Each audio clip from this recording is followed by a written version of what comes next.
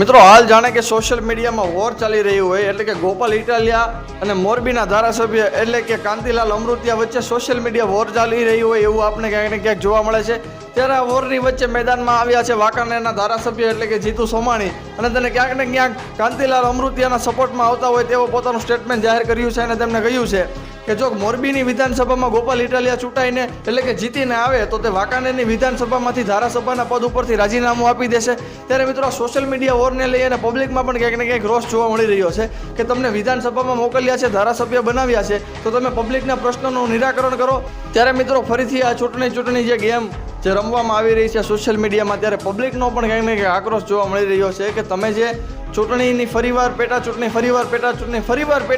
જે અત્યારે રાજકારણમાં ચાલી રહી છે તે ક્યાંક ને ક્યાંક બંધ કરો અને પબ્લિક સુધી જે તમે સેવા પહોંચાડી શકતા હોય તે પહોંચાડો। અને આવા અવનવા વિડીયો જોવા માટે અમારી સાથે બન્યા રહેજો માત્ર ને માત્ર જવાબડ પર।